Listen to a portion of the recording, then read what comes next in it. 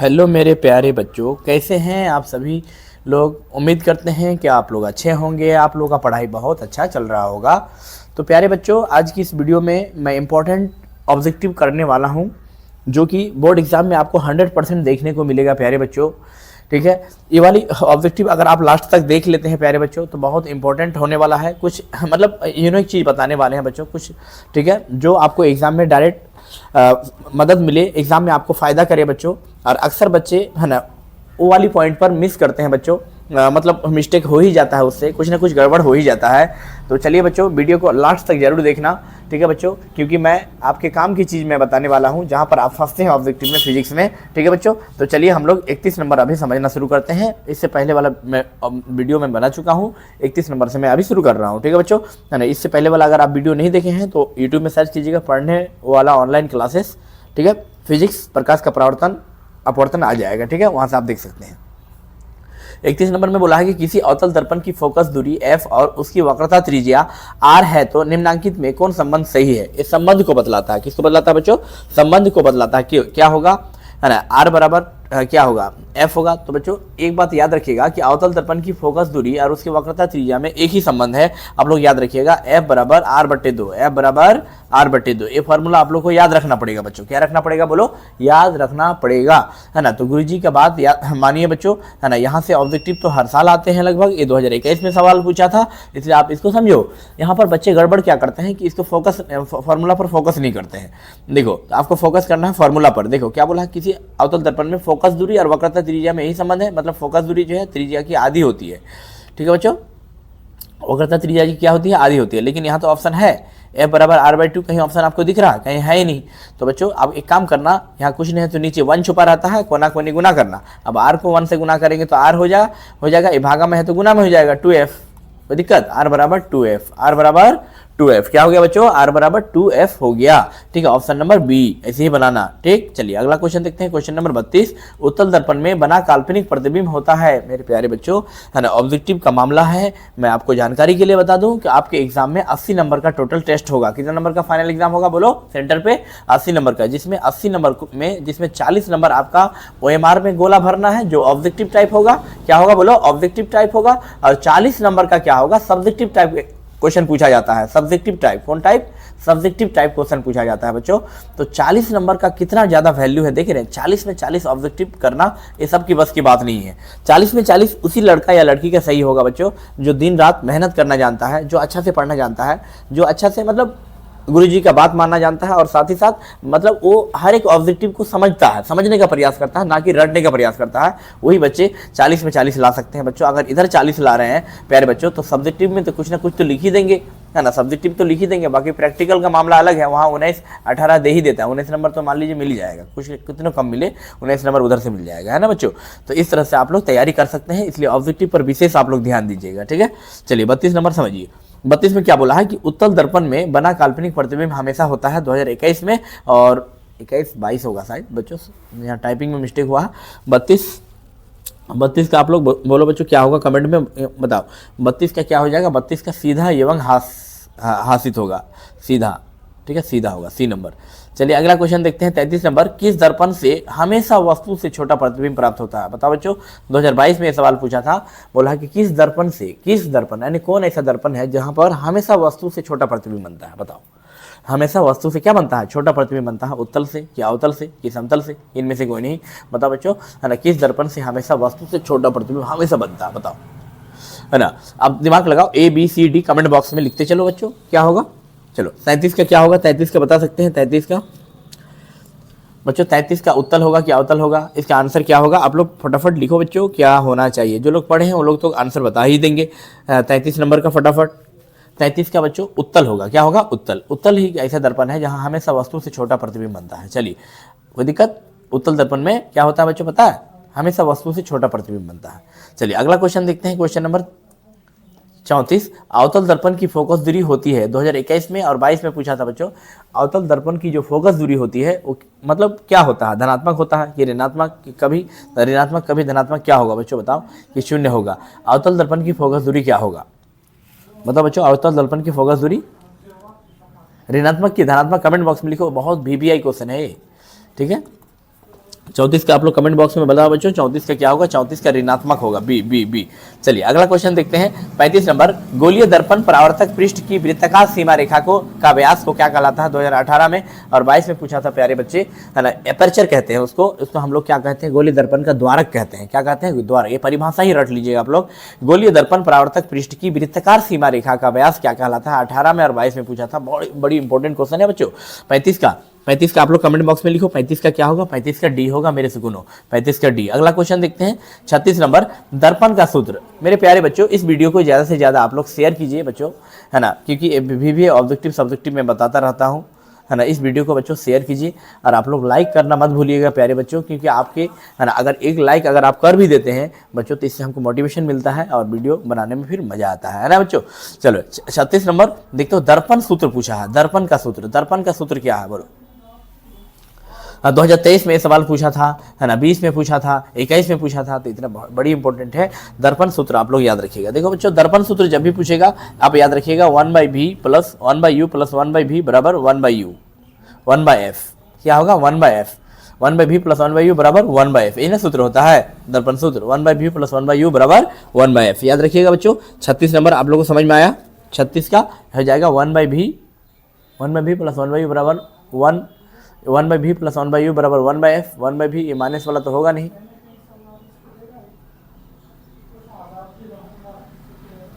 कोई दिक्कत है ना। तो इस हिसाब से बच्चों 1/v प्लस 1/u बराबर 1/f, ये तो दोनों सेम है। टाइपिंग में थोड़ा मिस्टेक किया है बच्चों। 1/v 1/u बराबर 1/, ये तो 1/v प्लस 1/u, ये तो दोनों सेम है, ये भी सेम है, सी बी और डी। ठीक है बच्चों, तो इसका आंसर लगाइएगा 1/v प्लस 1/u बराबर 1, एफ, इसका एफ होगा 1/f। हाँ ठीक है बच्चों, डी में लगा लीजिएगा आप लोग, डी सही है, डी में लगा लीजिए। ठीक है, ये दोनों सेम हो गया बच्चों, जिसके लिए सॉरी बच्चों, टाइपिंग में थोड़ा गड़बड़ा गया है। ये फार्मूला सही है, 1/v प्लस 1/u बराबर 1/f, यही होगा। चलिए अगला क्वेश्चन देखते हैं, क्वेश्चन नंबर 37। एक गोलीय दर्पण की फोकस दूरी प्लस 20 सेंटीमीटर है तो यह गोलीय दर्पण कैसा है? बताओ। एक गोलीय दर्पण की फोकस दूरी जो है 20 सेंटीमीटर प्लस में है, तो बताओ बच्चों गोलीय दर्पण कैसा होना चाहिए? अवतल की, उत्तल की, समतलोत्तल की, इनमें से कोई नहीं। देखो गोलीय दर्पण की फोकस दूरी, जब भी फोकस दूरी प्लस में पूछेगा बच्चों तो देखो उत्तल लेंस का फोकस दूरी धनात्मक होता है और उत्तल दर्पण का भी फोकस दूरी धनात्मक होता है। तो तुम सोच के देखो, जिसका फोकस दूरी धनात्मक है तो क्या होगा? उत्तल होगा क्या अवतल होगा? 37 का कमेंट बॉक्स में लिखो मेरे प्यारे बच्चों, बहुत इंपॉर्टेंट है 37 का, बताओ क्या होगा? 37 का ए होगा बच्चों उत्तल। देखो जब भी धनात्मक पूछे, हमें चाहे लेंस पूछे, चाहे दर्पण पूछे, चाहे लेंस पूछे, चाहे दर्पण पूछे, वो हमेशा धनात्मक पूछेगा। अगर फोकस दूरी धनात्मक होगा तो उत्तल लेंस होगा, अगर फोकस दूरी ऋणात्मक होगा तो अवतल लेंस होगा। ठीक है बच्चों, इतना आप ट्रिक याद रखिएगा। अगर धनात्मक पूछेगा बच्चों, अगर धनात्मक मतलब पॉजिटिव हमेशा अवतल में होता है, उत्तल में। चाहे लेंस पूछे चाहे दर्पण पूछे, उत्तल लेंस हो चाहे दर्पण हो, लेंस हो चाहे दर्पण हो, कुछ भी हो, तो धनात्मक ही होता है उसका फोकस दूरी। ऋणात्मक कब होता है बच्चों? है ना, बताओ। हाँ, ऋणात्मक हमेशा अवतल में होता है। किस में होता है? अवतल चाहे लेंस पूछे चाहे दर्पण पूछे, कुछ भी। ठीक है बच्चों, अवतल लेंस या दर्पण दोनों चलेगा। ठीक है बच्चों, अवतल लेंस पूछे या दर्पण पूछे, समझ जाना भैया कि माइनस ही होगा उसका फोकस दूरी। Any problem? किसी कोई डाउट है बच्चों? चलिए आगे चले, अगर कोई डाउट है तो कमेंट बॉक्स में लिखना बच्चों। चलिए अगला 37 नंबर क्वेश्चन हम लोग समझते हैं। 38 नंबर, किस दर्पण की फोकस दूरी चिन्हों की परिपाटी के अनुसार ऋणात्मक मानी जाती है? बच्चों 2023 में यह सवाल पूछा था, बताओ कि किस दर्पण की फोकस दूरी जो है चिन्हों की परिपाटी के अनुसार ऋणात्मक मानी जाती है? बताओ, समतल दर्पण की, अवतल दर्पण की, कि उत्तल दर्पण की, इनमें से कोई नहीं। 38 का आप लोग कमेंट बॉक्स में लिखते चलो फटाफट, ABC क्या होना चाहिए 38 का? 38 का बच्चों हो जाएगा अवतल दर्पण। क्या हो जाएगा? अवतल दर्पन। क्या होगा बोलो? ऋणात्मक जब भी पूछेगा अवतल दर्पण ही होता है। चलिए अगला क्वेश्चन देखते हैं। 39 नंबर, अवतल दर्पण में आवर्धित है ना, इनलार्ज्ड है ना, काल्पनिक प्रतिबिंब बनाने के लिए वस्तु को कहाँ रखा जाता है? वस्तु को कहाँ रखा जाता है? 2023 में सवाल पूछा था। कब पूछा था बोलो? 2023 में। फोकस और ध्रुव के बीच वक्रता केंद्र के परे क्या होगा? अवतल दर्पण के आवर्धित मतलब इनलार्ज काल्पनिक प्रतिबिंब बनाने के लिए वस्तु कहाँ रखा जाता है? 39 का आप लोग सोचो बच्चों, ये समझने वाला क्वेश्चन है। 39 का क्या होगा? फोकस और ध्रुव के बीच। जैसे मान लीजिए कि ये अवतल दर्पण है ना, ये P है, ये F है और ये C है। ठीक है बच्चों, तो क्या बोला? अवतल दर्पण को आवर्धित काल्पनिक कब होता है? जब हम लोग P और F के बीच रखते हैं तब बहुत बड़ा बनता है ना। यहाँ पर जब रखते हैं ना P और F के बीच वस्तु को, जैसे यहाँ रखे, फोकस से गुजारते हैं, उसके बाद यहाँ पर मिलता हुआ प्रतीत होता है, यहाँ पर ठीक है, इस तरह से कहीं मिलता हो, एक जगह पर मिलता है, यहाँ पर मिलता है, यहाँ पर, ठीक है बच्चों, कोई दिक्कत, इस तरह से बनता है ना। यानी इतना याद रखिएगा कि अवतल दर्पण में आवर्धित काल्पनिक प्रतिबिंब बनाने के लिए वस्तु को कहाँ रखा जाना चाहिए। तो तुम इतना सोचना कि अवतल दर्पण में अगर हम पी से, मतलब ये जो प्रिंसिपल, इसको पी फॉर पोल कहते हैं, F for focus, C for centre of curvature, मतलब वक्रता त्रिज्या, वक्रता केंद्र, सी फॉर वक्रता केंद्र, एफ फॉर फोकस और P for pole. P for क्या होगा? पोल होगा, है ना, ध्रुव, जिसको हिंदी में कहते हैं। तो बच्चों जब हम लोग वस्तु को पी और एफ के बीच रखेंगे तो वो दर्पण से पीछे बनेगा, आवर्धित बनेगा, बड़ा बनेगा और काल्पनिक बनेगा। फोकस पर रखेंगे, अगर एफ पर रखेंगे तो अनंत पर बनेगा, अगर अनंत पर रखेंगे तो फोकस पर बनेगा। कहाँ बनेगा? अगर सी पर रखेंगे तो सी पर ही बनता है। ओके बच्चों, परीक्षा में पूछेगा ऑब्जेक्टिव में, है ना, कि अगर सी पर रखेंगे तो कहाँ बनेगा और कैसे बनेगा। सी पर रखेंगे तो सी पर ही बनता है, ये ट्रिक है, याद रखिएगा। सी पर रखेंगे तो सी पर ही बनेगा, वस्तु के साइज के बनेगा, ठीक है बच्चों, पॉइंट साइज। एफ पर रखेंगे तो अनंत पर बनेगा, अनंत पर रखेंगे तो एफ पर बनेगा, ठीक है बच्चों, कोई दिक्कत। अगर एफ पर रखेंगे तो अनंत पर बनेगा, अगर एफ पर रखेंगे तो अनंत पर, अगर अनंत पर रखेंगे तो एफ पर, मतलब इसका जस्ट उल्टा होता है, ठीक है। लेकिन हमको यहाँ पूछा है कि अवतल दर्पण में आवर्धित काल्पनिक प्रतिबिंब बनाने के लिए वस्तु को कहाँ रखा जाना चाहिए, तो फोकस और ध्रुव के बीच, मतलब एफ और फोकस और ध्रुव के बीच, ए नंबर। चलिए अगला क्वेश्चन देखते हैं, क्वेश्चन नंबर 40 कि निम्नलिखित में किस दर्पण द्वारा, क्या बोला है, निम्नलिखित में किस दर्पण द्वारा किसी वस्तु का आभासी प्रतिबिंब मिल सकता है। प्यारे बच्चे बताओ, निम्नलिखित में किस दर्पण द्वारा किसी वस्तु का आभासी प्रतिबिंब मिल सकता है। समतल दर्पण से, उत्तल दर्पण से, क्या अवतल दर्पण से। 40 का बता सकते हैं बच्चों? 40 का क्या होगा, आप लोग कमेंट में ए बी सी करके लिखते चलिए। 40 का क्या होगा? 40 का डी होगा, इनमें से सभी होगा, समतल भी होगा, उत्तल भी होगा, अवतल भी होगा। चलिए अगला क्वेश्चन देखते हैं, क्वेश्चन नंबर 41। फोकस दूरी यदि 20 सेंटीमीटर के अवतल दर्पण की वक्रता त्रिज्या होगी। मेरे सुगुनो बताओ कि यदि फोकस दूरी, इसका मैं हल करके बताता हूँ। देखो, अगर फोकस दूरी मतलब एफ का मान हमारा 20 सेंटीमीटर है ना, तो अवतल दर्पण की वक्रता त्रिज्या क्या होगी? अवतल वक्रता त्रिज्या मतलब आर का मान क्या होगा? तो हम जानते हैं बच्चों, हम जानते हैं, चूंकि हम जानते हैं वी नो डैट एफ बराबर r/2, तो क्या हो जाएगा बच्चों, आर का मान एफ बराबर r/2, तो ये फॉर्मूला नहीं लगेगा यहाँ, है ना, एफ बराबर r/2 है।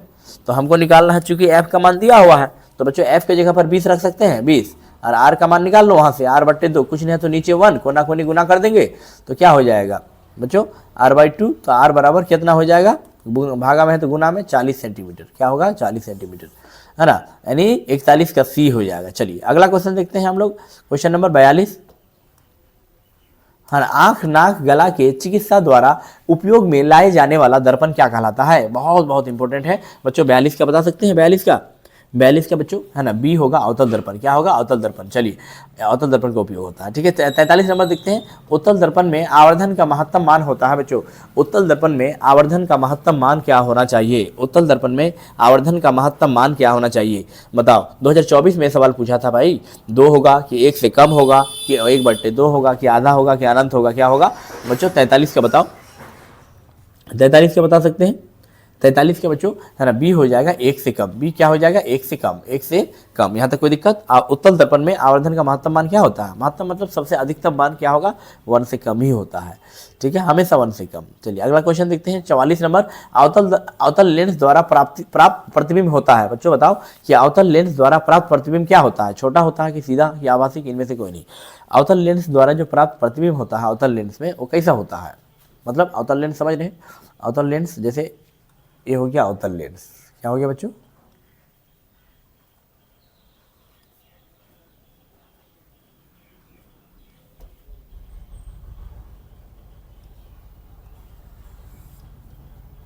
ठीक है, ये अवतल लेंस हुआ, क्या हुआ बच्चों बताओ, ये अवतल लेंस हुआ, है ना, इस तरह से अवतल लेंस बनता है। ओके, कोई दिक्कत, इसमें बनता है अवतल लेंस द्वारा प्राप्त प्रतिबिंब कैसा होता है, छोटा कि सीधा कि आभासी, बोलो। 44 का आप लोग कमेंट बॉक्स में लिखते चलो बच्चों। 44 का क्या हो जाएगा, 44 का डी, ये सभी होता है इसमें जब बनाते हैं हम लोग तो छोटा भी बनता है, कभी सीधा भी बनता है, कभी आभासी भी बनता है, कोई दिक्कत, डी नंबर आंसर सही हो जाएगा, डी। चलिए अगला क्वेश्चन देखते हैं बच्चों, क्वेश्चन नंबर 45, यदि अवतल दर्पण का निचला आधा, है ना, यदि अवतल दर्पण का निचला आधा भाग टूट जाए तो प्रतिबिंब का भाग कैसा होगा। 2024 में सवाल पूछा था बच्चों, बताओ कि यदि अवतल दर्पण का निचला भाग आधा भाग टूट जाए तो प्रतिबिंब कैसा होगा।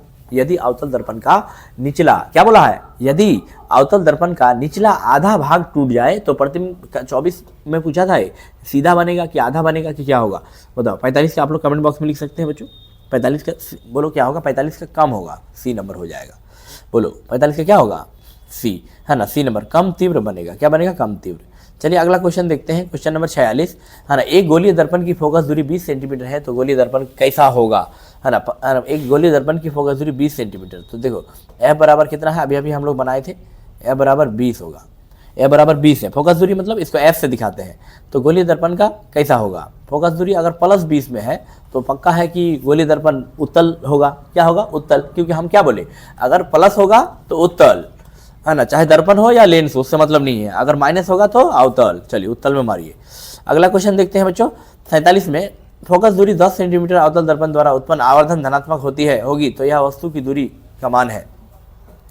बच्चों बताओ कि फोकस दूरी यदि 50 सेंटीमीटर के अवतल दर्पण द्वारा, इसलिए प्यारे बच्चों, है ना, आप लोगों को मैं रिक्वेस्ट कर रहा हूं कि इस वीडियो को बच्चों ज़्यादा से ज़्यादा लाइक कीजिए, है ना, अपने दोस्तों को शेयर कीजिए। प्यारे बच्चों अगर चैनल में पहली बार है तो चैनल को सब्सक्राइब जरूर कर लीजिएगा, बेल आइकन प्रेस कर दीजिएगा ताकि कोई भी वीडियो मैं अपलोड करूँ तो सबसे पहले आप तक नोटिफिकेशन पहुँच जाए मेरे बच्चों।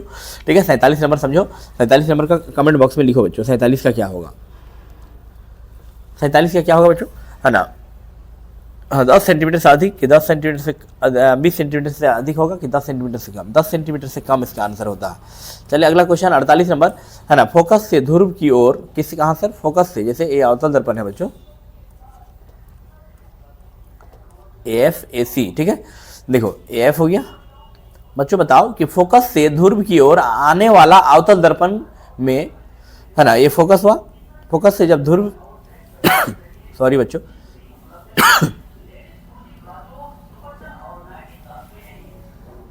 है ना, क्या बोल रहे हैं, अवतल दर्पण में आवर्धन का मान होता है, क्या होता है, मतलब बढ़ता है कि घटता है कि अचर रहता है कि इनमें से कोई नहीं है। 48 का बता सकते हैं बच्चों,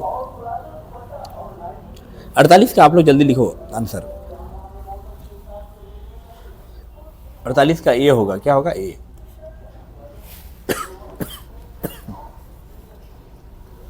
चलिए यहाँ तक हो गया बच्चों, यहाँ तक कोई दिक्कत किसी को, तो चलिए बच्चों मैं यहीं तक आज का क्लास को मैं यहीं तक रहने देता हूं। ठीक है, तो उम्मीद करते हैं कि आप लोग कुछ ना कुछ सीखे होंगे। फिर हम लोग अगले वीडियो में बच्चों मिलेंगे। ओके, तब तक अपना तैयारी कीजिए।